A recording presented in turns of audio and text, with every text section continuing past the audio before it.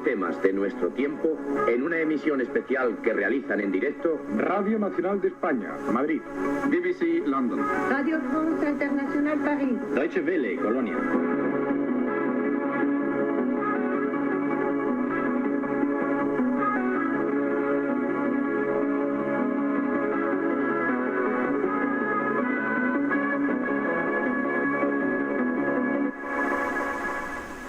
Señoras, señores, muy buenas noches a todos. Desde Madrid, España, les habla Ladislao Azcón. Si usted que nos está escuchando en este momento se asoma a la ventana de su casa o mira hacia el exterior de su automóvil, quizá vea alguna luz rara en el cielo. Esa luz puede ser un ovni, un objeto volante no identificado, que es la definición técnica, internacional y científica de unos fenómenos para los cuales el hombre todavía no tiene suficientes explicaciones racionales. Existen los ovnis, son seres extraterrestres. ¿De dónde vienen? Si es que vienen de algún sitio. Son un extraño secreto militar. Bueno, este va a ser el tema de esta noche en Debate Europa. El tema a discutir en una conexión múltiple y simultánea realizada por 4 grandes emisoras de 4 países europeos. En conexión directa, múltiple y simultánea, Londres, Colonia, París y Madrid, en Debate Europa.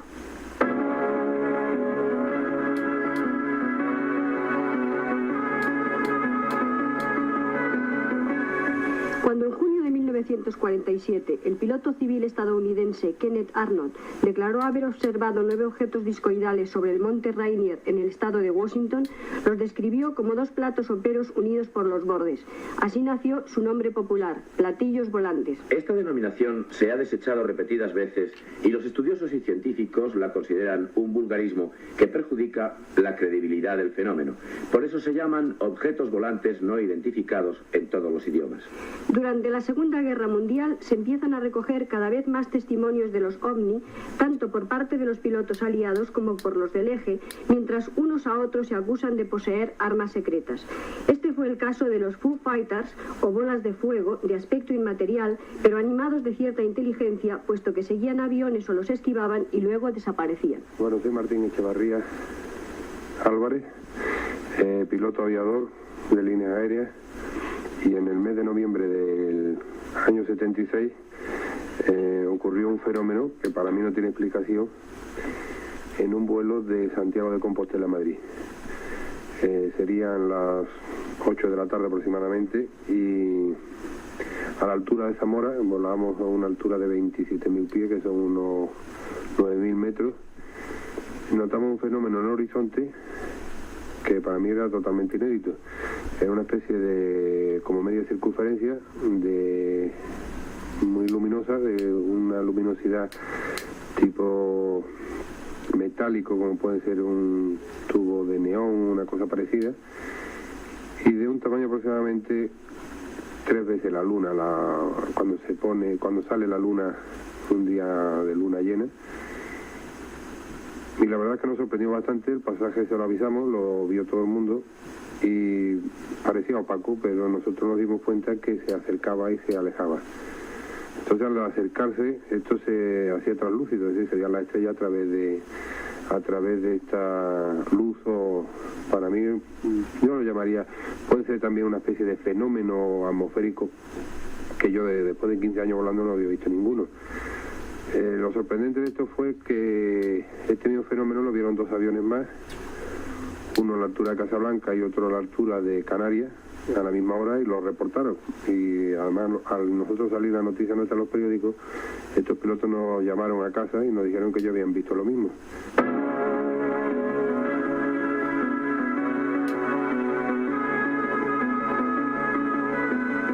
La cantidad de testigos, fotografías y grabaciones contribuyeron a partir de la Segunda Guerra Mundial a la formación de comisiones de encuesta dentro de las fuerzas aéreas de casi todos los países del mundo.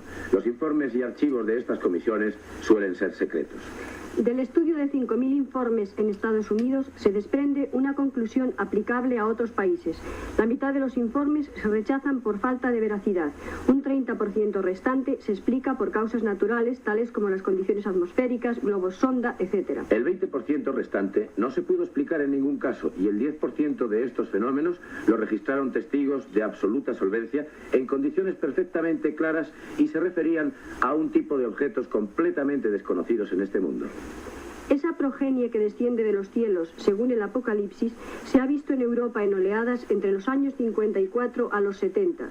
El psiquiatra Carl Jung dedicó un estudio al fenómeno ovni desde un punto de vista social y concluyó que no son alucinaciones colectivas, puesto que se propagan siguiendo líneas ortotécnicas. En 1954 y en Francia, un mismo platillo fue visto a lo largo de una línea recta de 130 kilómetros el mismo día y casi a la misma hora por varias personas diferentes y aisladas en zonas rurales sin conexión alguna entre ellas. Bueno, soy Faustino Cordón. Ante todo he de decir que me resisto a hablar del problema de los ovnis públicamente porque lo considero tan irracional como hablar del problema del horóscopo, de las rayas de la mano o de las brujas. Dado el estado actual de la ciencia, el orden de conceptos que la ciencia tiene en general está en absoluta oposición a la existencia de ovnis, sin que ello quiera decir, naturalmente, que en algún lugar del cosmos no pueda existir vida. La vida en la Tierra ha surgido de lo inorgánico, ha surgido por un proceso inteligible que comienza a ponerse en claro, ha surgido a partir del nivel molecular. El nivel molecular, naturalmente, existe en muchos astros y puede haber planetas que han tenido un proceso paralelo a la Tierra de algún astro lejano y que, naturalmente, haya dado origen a seres vivos.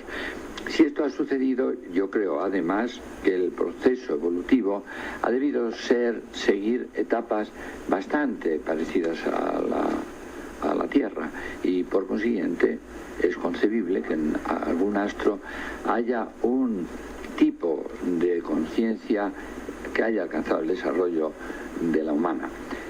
Ahora bien, de admitir esto a admitir la llegada de ovnis a la Tierra, media un abismo. Hay razones incontrovertibles para afirmar que estamos y estaremos siempre absolutamente solos en el universo. Estoy tan convencido de ellos que me jugaría, bueno, mi vida eterna si la tuviera. Uy. No tiene sentido. Es decir, de ser eso así, estaría en contradicción con toda mi concepción científica. Si vinieran, indudablemente, los conductores serían gentes de una capacidad técnica verdaderamente extraordinaria. ¿Cómo unas personas de una capacidad técnica extraordinaria pueden venir a visitar un pequeño punto perdido en el universo simplemente para jugar al escondite, para hacer ese juego tonto de presentarse y no presentarse? ¿Qué sentido tiene eso?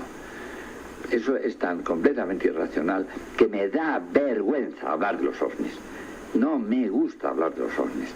No me gusta que Radio Nacional hable de los ovnis. Sencillamente me parece que de esa manera, de alguna manera, directa o indirecta, se tiende a fomentar la irracionalidad que precisamente está en contra de mi postura de científico y que debiera estar en contra de todos los servicios públicos de información.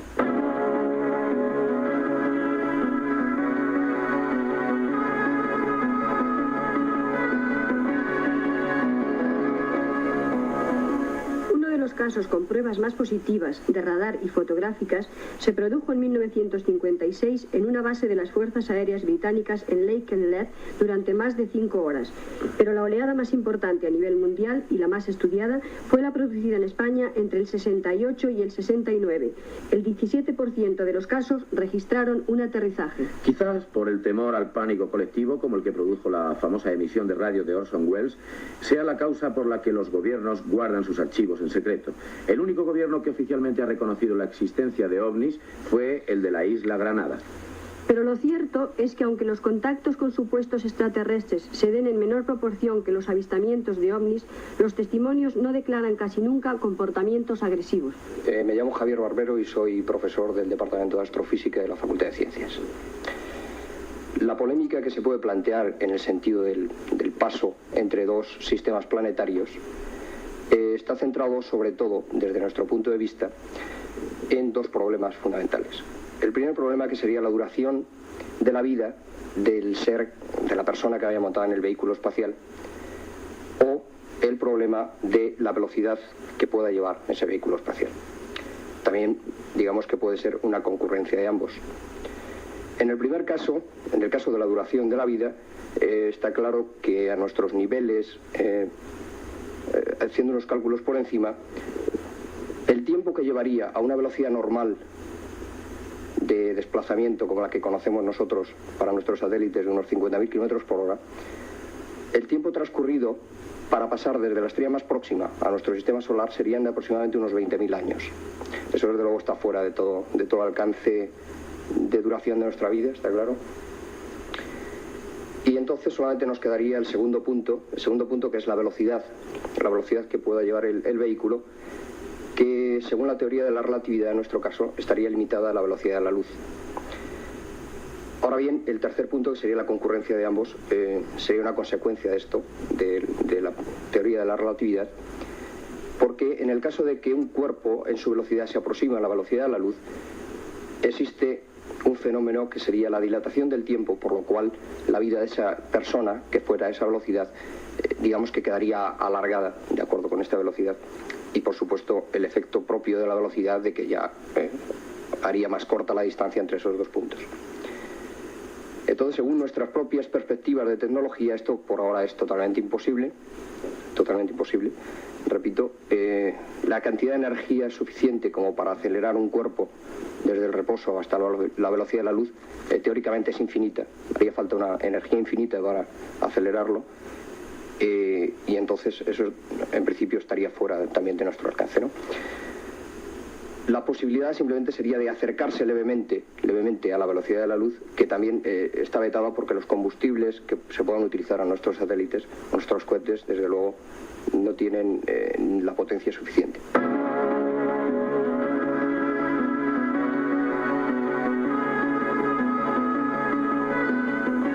Un comité especial de las Naciones Unidas recomendó a la Asamblea General en diciembre del año pasado que invitara a los Estados miembros interesados a que den los pasos apropiados para coordinar a nivel nacional investigaciones científicas en el campo de la vida extraterrestre, incluyendo objetos volantes no identificados. Esto significa un reconocimiento expreso a nivel internacional de la existencia del fenómeno OVNI y un apoyo para todas las sociedades civiles que se dedican a recoger testimonios en todos los países.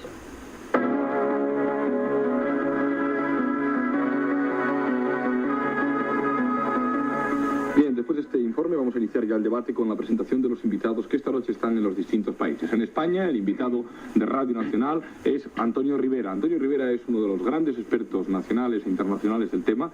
Es fundador del Centro de Estudios Interplanetarios de Barcelona hace ya más de 20 años, cuando todavía hablar de la ufología, de la ciencia que estudia los ovnis, era poco menos que una chifladura, que un asunto de locos.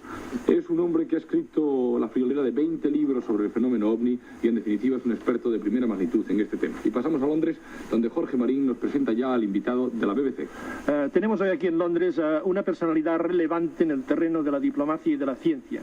Se trata de Mr. Gordon Creighton, miembro de la Real Sociedad Geográfica de Londres, que ejerció altos cargos diplomáticos en China, Estados Unidos, América Latina y por supuesto Europa, y quien desde 1941, en que vio su primer ovni en la China, se ha dedicado de lleno a estudiar este fenómeno. Mr. Creighton mantiene relaciones con especialistas de diversos países, entre ellos Rusia, y es miembro del consejo directivo de la revista británica más importante especializada en este tema. Y de Londres pasamos a Colonia para que Arsenio Ferreras nos presente al invitado de la Deutsche Welle. En Colonia contamos hoy con la colaboración de la señora Menzel, una conocedora e investigadora de este tema y creo que defensora convencida de la existencia de los ovnis y de seres extraterrestres que dirigen o pueden manipular dichos objetos. Con esta breve introducción cedemos la palabra a nuestro compañero y colaborador en París, Jean Supervielle. Tenemos aquí a dos invitados, Alain Sterle y su colaboradora Teresa Aguado. Alain Sterl es ingeniero politécnico y director del GEPAN, el Grupo de Estudios de los Fenómenos Aeroespaciales No Identificados, organismo oficial establecido en Toulouse y que depende del Centro Nacional de Estudios Espaciales de Francia. Alain Sterl comprende, pero no habla desgraciadamente lo suficientemente español para participar directamente en el debate, y por eso se halla a su lado su colaboradora Teresa Aguado, quien intervendrá en la discusión. Bien, si os parece, podemos iniciar el debate desde Londres, y quisiera hacerle la primera pregunta a Mr. Crichton. Recientemente hubo un debate en la Cámara de los Lores acerca de los ovnis, y Lord Clancarty emplazó al ministro de Defensa para que diera a conocer al país todo lo que sabe sobre este tema. Y quisiera hacerle la primera pregunta a Mr. Crichton. Recientemente hubo un debate en la Cámara de los Lores acerca de los ovnis, y Lord Clancarty emplazó al ministro de Defensa para que diera a conocer al país todo lo que sabe sobre este tema, con el fin de desmentir la creencia popular de que los gobiernos saben más de lo que admiten. ¿Cree usted, Mr. Crichton, que realmente los gobiernos saben más de lo que dicen saber sobre este tema? Saben y están mintiendo, todos los gobiernos lo saben. Y hay algunos gobiernos que ya han mudado de política en este asunto.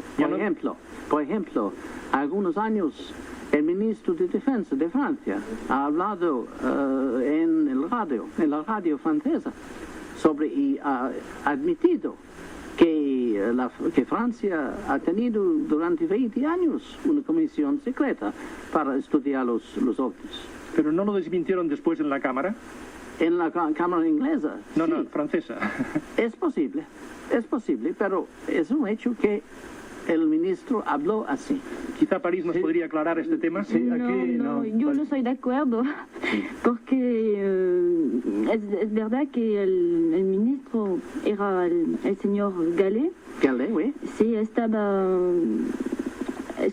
decía que creía que había algo, pero nunca ha dicho que había una comisión ninguna para estudiar esto durante 20 años.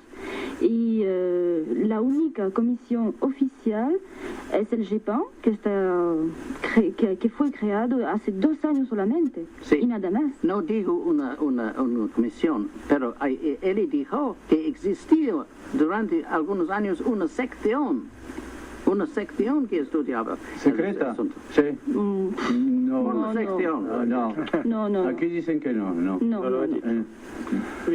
Suponiendo, Mr. Crichton, que esa afirmación sea cierta, de que realmente los gobiernos conocen y saben que existen tales objetos, ¿cuál puede ser el motivo? El interés que tienen en mantenerlo en secreto.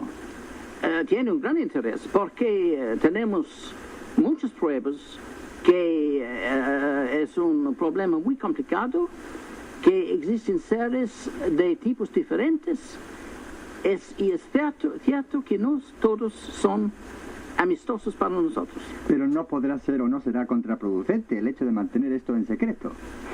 Yo no digo que es razonable de mantenerlo en secreto, pero es un hecho que los gobiernos están haciéndolo, pero también es un hecho que poco a poco los gobiernos están mudando de política. Por ejemplo, en Italia el gobierno ha comenzado a soltar casos a los grupos civiles de investigadores en Italia, en Florencia.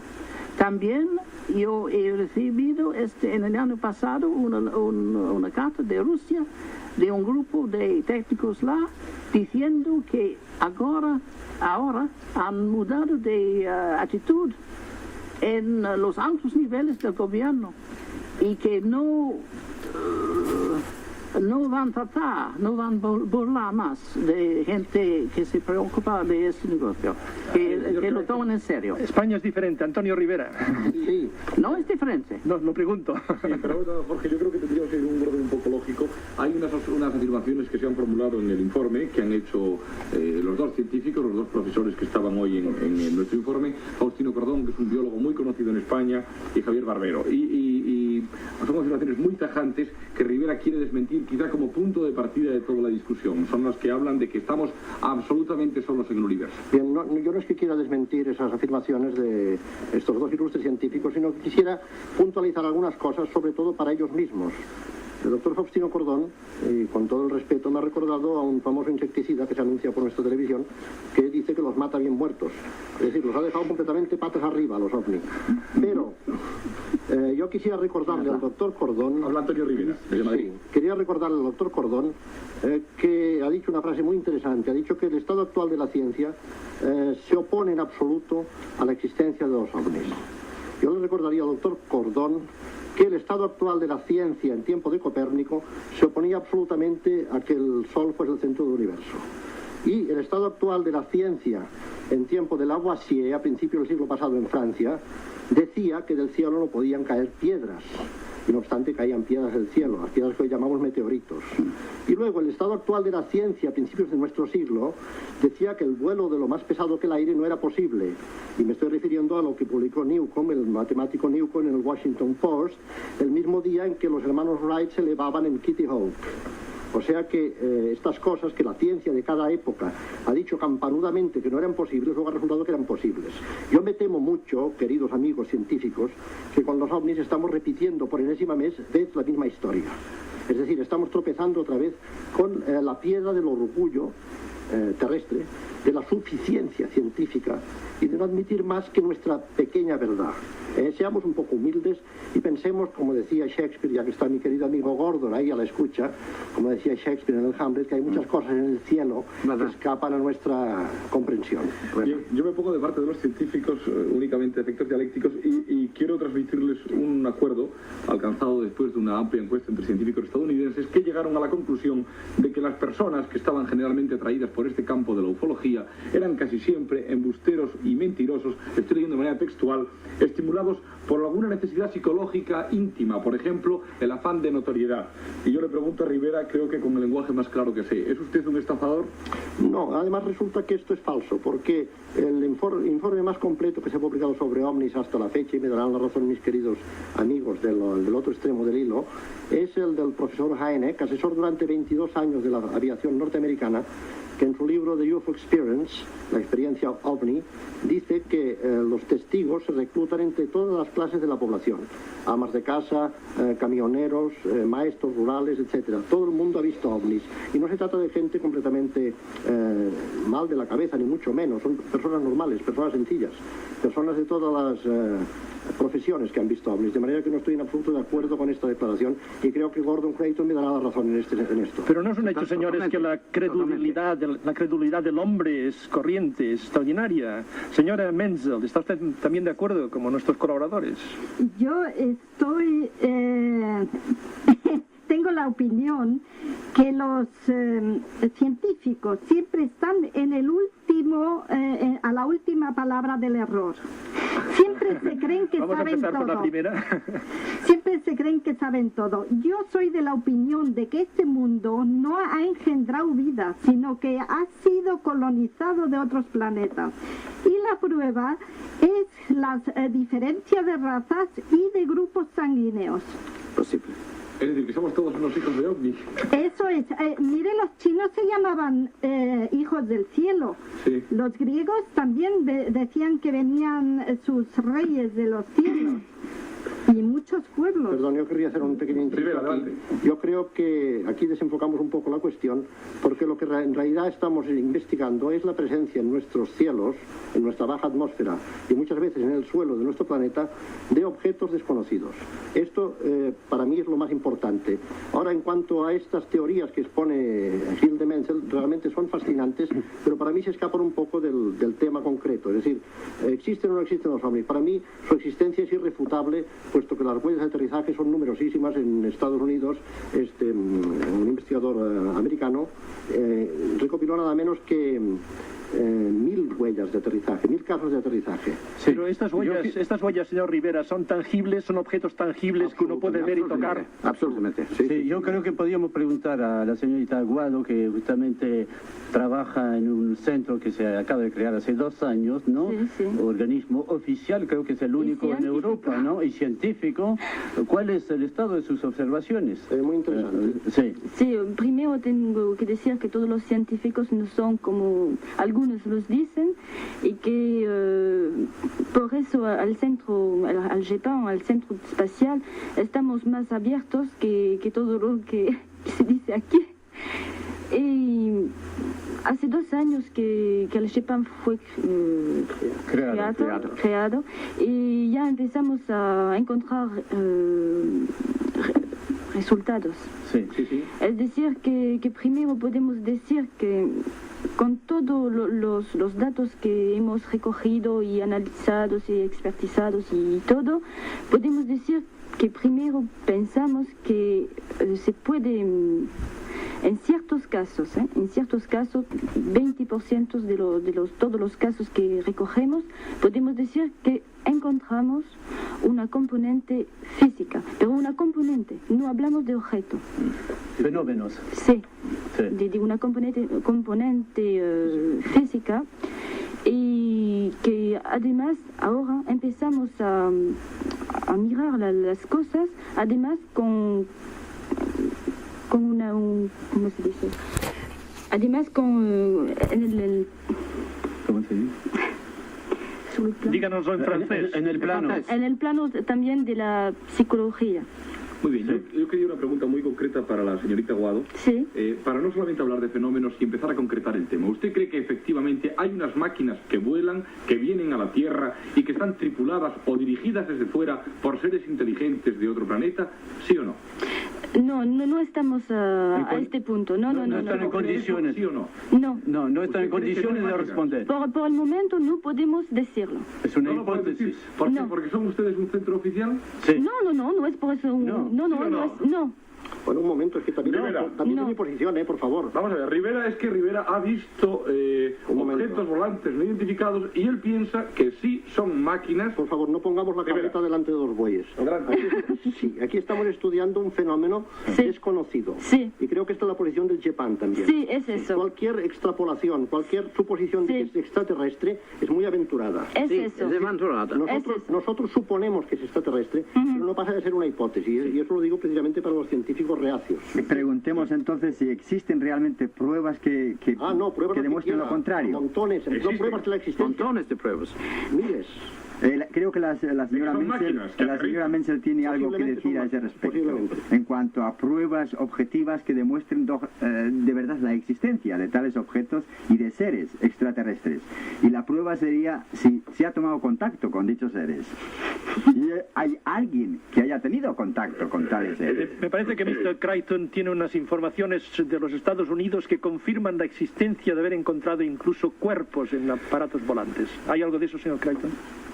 En los primeros años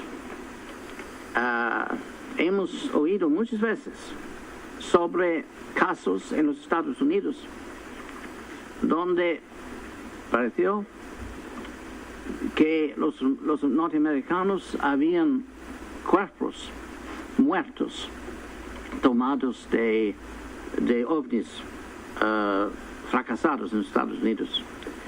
Pasado algún tiempo, todo el mundo empezó a burlarse, decía que no existía base para eso.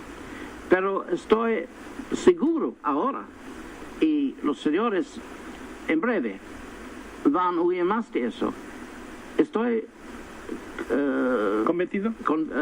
Convencido que es un hecho que los norteamericanos tienen algunos cuerpos y no pocos. Que tienen cuerpos de algunos cuerpos en personas de otro planeta. En Wright-Patterson Base. Sí. De personas de otro planeta, señor Crichton. Yo no digo de otro planeta. Porque no he hablado hace muchísimos años que yo no hablo más de extraterrestre. No tenemos ninguna prueba de origen extraterrestre. Y es muy posible que hay otros, que existen otras condiciones de vida, otras dimensiones, otros... ¿En la propia Tierra, señor Crichton? en la un budista, un hindú comprendería muy bien lo que estoy diciendo. Pero nosotros desgraciadamente no somos hindúes y quisiéramos aclarar un poco este aspecto tan importante, ¿no? Es posible que sería mucho mejor emplear la palabra ultraterrestre y no extraterrestre, porque nosotros no sabemos de dónde vienen y nadie sabe de dónde vienen, más es cierto que existen. Yo hay una pregunta un poco de aficionado, y ustedes me van a perdonar, y es ¿de dónde demonios vienen? ¿De dónde son estos señores? ¿Y a dónde demonios van? ¿De dónde vienen, Rivera? No lo sé. ¿Son venusinos? ¿Son Precisamente marcianos? investigamos porque no lo sabemos. Si lo supiésemos no investigaríamos. ¿De dónde cree que pueden venir? ¿De nuestro sistema solar? ¿De fuera? ¿De otra galaxia? Yo creo que hay posibilidades de que vengan del sistema solar y de fuera del sistema solar y de la Tierra, como ha dicho Gordon Creighton. Muy bien. Quiero decir una palabra para Tony. Gracias. Que los demonios no vienen y no van. Están aquí. Fantástico. Muy bien. I agree. Y los otros también. Estoy de acuerdo. Yo puedo decir una cosa, por lo menos lo que a mí me ha dicho Castillo, los seres con los que ha hablado él venían de las Pléyades. Las Pléyades. Ah. Es que la señora habla del caso en Suiza. No, del caso en Colombia. En Colombia. Ajá. Cuando...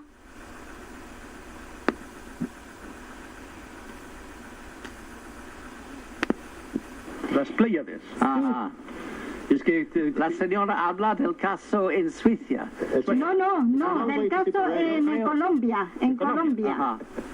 Cuando se reunieron Ernesto Castillo. Exacto. Sí, le conozco. Sí, con 24 contactos. No acredito pues yo sí le creo porque además le conozco bastante bien. Señora Menzel habla de un aspecto muy interesante del fenómeno ovni, que es el contactismo. Sí. Es un poco lejano. Yo creo que esto, voy a dar mi modesta opinión, es el reflejo de un fenómeno real como el fenómeno ovni en una sociedad. Lo que yo llamaría el impacto psicosocial en una sociedad. Sí. Es decir, esto ha producido un tremendo impacto en una época falta de fe como la nuestra, en que hay crisis de religiones y tal. Entonces se ha creado el culto al extraterrestre, redentor, bueno, rubio, etcétera. No, pero eso no es culto, ¿eh? Bueno, es bastante culto. Ahí sí que me defiendo yo. No es ninguna religión nueva, ni es ningún culto. Son realidades. No, pero hay religiones que presuponen casi la existencia, pero, ¿verdad? Perdona, querida Hilda, es una cuestión de fe. Y nosotros aquí no nos interesan las cuestiones de fe, sino simplemente investigar algo desconocido. Bueno, pero si se han encontrado con un señor, ya no es de fe porque se ha encontrado con él. Bueno, esto es lo que él dice. Perdona, es lo que él dice. Sí. O le creemos o no le creemos. Yo no le creo. Yo sí le creo. Señores y señoras. Es una cuestión de fe. Adelante, Creighton, adelante. Señores y señoritas, no deben olvidar que es muy probable que todas las religiones ortodoxas que tenemos ahora tienen a base un fenómeno de ovni. Posible. Es muy posible, es muy probable. Viva von Däniken. Sí. No viva von Däniken, pero en este punto estoy de acuerdo. Pero yo también estoy de acuerdo con muchas de las cosas que incluso solo ha insinuado el señor Creighton. Muy bien, los señores que pilotan estas máquinas, por lo que se deduce de esta conversación y de la experiencia de todos estos años, son unos señores buenísimos, porque siendo tan potentes y tan fuertes y tan avanzados como son, no hacen daño, no nos hacen nada. Sí, han hecho daño algunos, ¿verdad? Sí, Mr. Creighton, ¿verdad? Vamos a ver qué daño. Creighton ha habido víctimas, ¿verdad? Han hecho mucho daño. Existen muchos casos en los cuales la gente ha sido herido. Las personas han sido heridas o matadas o tomadas. Secuestradas. Sería idiota de negarlo. De negarlo y de pensar que necesariamente todo ser de origen diferente de nosotros sería amistoso para nosotros. No, es diferente. Sería un error muy grave y muy costoso para nosotros. Señor Rivera y señor Creighton, ¿no es un hecho concreto también que hay partes del mundo más propicias a estos acontecimientos? Por ejemplo, el caso del Triángulo de las Bermudas. ¿Ustedes creen que puede tener alguna relación concreta? Yo antes quería hacer una observación a lo que ha dicho Gordon. Adelante. Sí, y es que realmente ha habido casos de seres que han sufrido lesiones, sobre todo quemaduras hasta de segundo grado. Quemaduras, sí. Sí, pero yo creo, contrariamente a lo que piensa Gordon, que son efectos involuntarios de un campo de fuerzas. Yo estoy pensando sobre todo en el caso en la región de Goiás, en el centro de Brasil. De acuerdo, pero recuerda, Gordon, que hubo aquí primero, hubo un ataque por ¿Cómo parte... se llamó? Él sí, y murió de leucemia. Sí, José Ferreira Filho. José Ferreira Filho, pero primero hubo un ataque por parte de José Ferreira Filho que disparó con su escopeta contra el OVNI. En ese caso me parece una reacción de legítima defensa, ¿no? Sí, sí. ¿Pero usted cree que son vulnerables a una escopeta? No. Lo que pasa es que el hombre partió un rayo de luz verde que incidió en el pecho de... Él no tiró. Él no tiró. El hombre no tiró. El brasileño no tiró. Iba a disparar, ¿eh? Sí, volvamos a esa pregunta que yo les hice concretamente, si hay fenómenos en la naturaleza que son o partes de la naturaleza más propicias que otros para estos fenómenos. En el caso concreto del Triángulo de las Bermudas, Mr. Crichton. Es una posibilidad. Es muy curioso esa región. Pero no es la única en el mundo. Hay otra en Oriente, ¿no? ¿Hay otra en Oriente? Existe algo semejante en la región al este de las Islas Filipinas. Mar del Japón. Hay una cosa muy interesante que ha dicho Crichton, la referida al aspecto físico de estos seres extraterrestres. Y a mí me alegra mucho que Crichton tenga las ideas tan claras en este tema, porque en España, en los últimos 8 años, tenemos 26 casos concretos de apariciones de extraterrestres con descripciones físicas. Y le voy a dar algunos datos de cómo han dicho los españoles que los han visto que eran esos seres extraterrestres. Por ejemplo, un señor que vio unos seres, pequeños seres parecidos a pájaros verdes en Córdoba. Otro los vio de piel verde y brillante en Barcelona. Otro los vio, eran seres marinos, enanos y parecidos a un gorila en La Coruña. Otro lo vio enanos con la cara amarilla y vestidos de azul en Cuenca. En Villafranca de los Barros eran gigantes. En Zafra eran enormes, fosforescentes y verdosos. Estoy diciendo con palabras textuales. En Miajadas eran altos y luminosos. En Extremadura eran de 3 metros de altura y de color verde. Sin embargo, todos los que ha visto el señor Crichton o conoce son, ¿cómo son? Sin ojos, sin labios. Señor Crichton, ¿cómo es eso? Explíquenos ustedes. Yo estoy convencido que no tenemos base para pensar que necesariamente los observadores han visto lo que creen que han visto. Tenemos mucha evidencia que el cerebro humano queda como afectado, ¿no? Por la experiencia UFO. Influenciado por completo. Sí. Y es muy probable que todo observador de un OVNI se halla ya en un estado especial, un estado muy curioso, como un sueño de día, ¿no? Implica usted... Y también influenciado por la literatura fantástica, la ciencia ficción y el cine también. No necesariamente, porque muchos de las personas, de los casos que he estudiado, sobre todo en partes del mundo como Brasil y América del Sur, por ejemplo, esa gente son, en muchísimos casos, son analfabetos y no leen science fiction. No saben, no van al cinema. Son campesinos en las faldas de los Andes, etc. ¿Implican ustedes, señor Crichton, implican ustedes que los hombres empiezan por hipnotizar a los que los van a ver? Sí, esto es cierto. Yo creo que es cierto que en todo caso el sujeto está bajo una influencia. No puede saber, no puede juzgar lo que está ocurriendo. Bueno, ¿puedo preguntar algo al señor Crichton? Nos habla de casos en América del Sur y cosas así. Quiero saber una cosa, ¿el señor Crichton ha ido a ver a la gente y a preguntar o no? Algunos casos sí. Yo he pasado algunos años en el Brasil y he hablado en algunos casos con esos personajes, sí. Y no solamente pero aquí en Inglaterra. Sí. En algunos casos. ¿Y tiene métodos para preguntarle a la gente o no? Tenemos elaborado, sí, una manera de... un sistema, ¿no? de interrogación. De interrogación, naturalmente. Sí, pero yo digo, francamente, yo no acepto la idea que el hombre, con su ciencia, que él logrará jamás a comprender este fenómeno. Yo creo que en estudiándolo es muy interesante. Los que quieren estudiarlo pueden hacerlo, pero quedarán siempre sin resultado. Señora Menzel, yo creo que es un gasto de tiempo para nosotros. Nosotros relativamente en el vasto universo somos unos microbios. Eso es, pero mi opinión es de que hay en el universo muchas razas y explica de que muchos de los que vienen de distintos sitios. Pero todos toman el problema al revés. Ven las cosas y buscan después para justificar lo que quieren justificar. Sí, de acuerdo. Sí. Toma el problema al revés. Bueno, pero es que la forma en que ustedes lo estudian, eso lo hice yo hace 20 años, pero yo ya he salido de esa fase. Usted es una precursora, señora Menzel. Señora Menzel. Y algo que no debemos olvidar es que si ellos están aquí, están lá, y estoy convencido que sí, ellos no están aquí para visitarnos. No están aquí para nosotros.